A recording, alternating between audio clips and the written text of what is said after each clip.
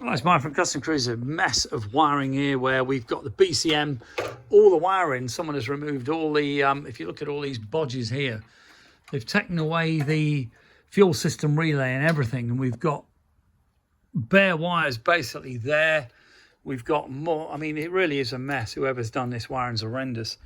And if we come around here, the mice have lived in this bike because apart from all the nuts that we saw on the other video, you can see the wires here have been chewed. So you've got chewed wires there. There's one here that's been chewed.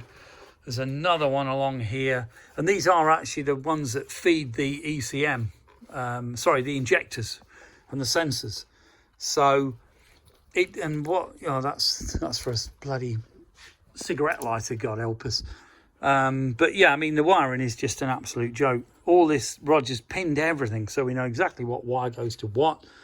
But there is a massive other wires. You know, look at this. Yeah. What a bodge up. It looks like that's been on the tyre. Yeah. And look, it's bent. Isn't it? Yeah. Yeah. And it looks like it's been codged up in under here and rubbing on the tyre. There's no mudguard, is there? Yeah, well, there is, but I think that's probably been left out. Because this was just floating around. Really? Yeah, there was nothing holding it. Jesus. Yeah. But it's just an absolute mare's nest, as they used to say back in the day. It just is horrendous. It really is a joke. You know, whoever's done this wants shooting, and it's possible that some of this is actually rubbed on the frame. You know, we've already spent hours and hours doing this, but I mean, it's just, where do you stop? We're pinning out literally from the ECU plug right up to what it should go to, and that half the wires are the wrong colour. The positive feed to the injectors, for instance, should be yellow and black, is it? Yellow and black, the positive feed. It's red and blue and on the wrong pin as well. It's just an absolute joke. It came in originally just for an because it wouldn't fire on one cylinder. But if you look at things like this where you've got bare wires here, literally just, you know, you've got a live thing there. This was full of water apparently, this as well. Yeah.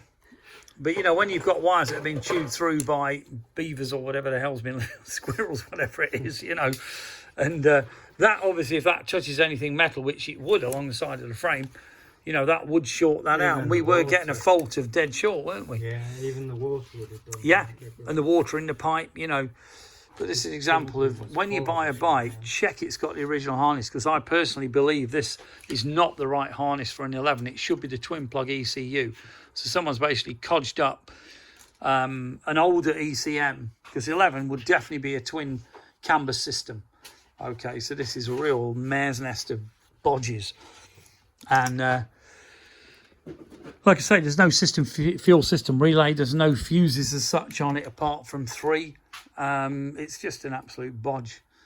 So if you want any wiring like this doing, don't even think about calling us, because we don't want it and we don't need it, okay?